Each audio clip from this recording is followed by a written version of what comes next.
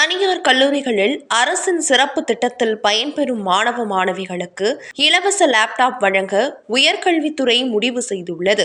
அதிமுக ஆட்சியில் பள்ளி படிப்பை முடித்து உயர்கல்வி கற்க செல்லும் மாணவ மாணவிகளுக்கு இலவச லேப்டாப் வழங்கும் திட்டம் 2019ஆம் ஆண்டு வரை செயல்படுத்தப்பட்டது. கொரோனா காலகட்டத்தில் இந்த திட்டம் செயல்படுத்தப்படவில்லை. ஆட்சி மாற்றத்திற்கு பின் இந்த திட்டம் நிறுத்தப்பட்டது.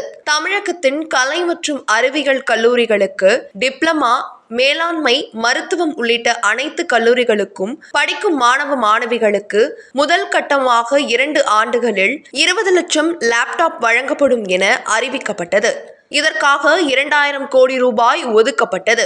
லேப்டாப் கொள்முதல் செய்வதற்காக தமிழக அரசின் எல்காட் நிறுவனம் கடந்த மே மாதம் சர்வதேச டெண்டர் கோரியது. பல முன்னணி நிறுவனங்கள் டெண்டரில் பங்கேற்றனர்.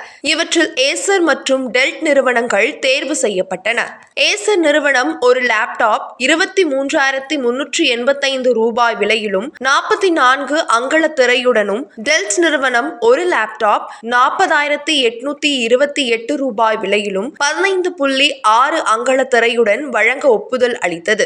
முதல் கட்டமாக 10 லட்சம் அரசு மற்றும் அரசு உதவி பெறும் கல்லூரிகளில் இறுதி ஆண்டு மற்றும் அதற்கு முந்தைய ஆண்டு படிக்கும் மாணவ மாணவிகளுக்கு இலவச லேப்டாப் வழங்கப்பட உள்ளது. இந்த திட்டத்தை வரும் ஜனவரி 5ஆம் தேதி முதல்வர் ஸ்டாலின் துவங்கி வைக்க உள்ளார். அதற்காக பணிகள் விறுவிறுப்பாக நடைபெற்று வருகிறது. இந்த நிலையில் அரசு மற்றும் அரசு உதவி பெறும் கல்லூரி மாணவர்கள் போல் தனியார் கல்லூரிகளை சேர்ந்த மாணவ மாணவிகளுக்கு இலவச லேப்டாப் வழங்க ஆலோசிக்கப்பட்டது.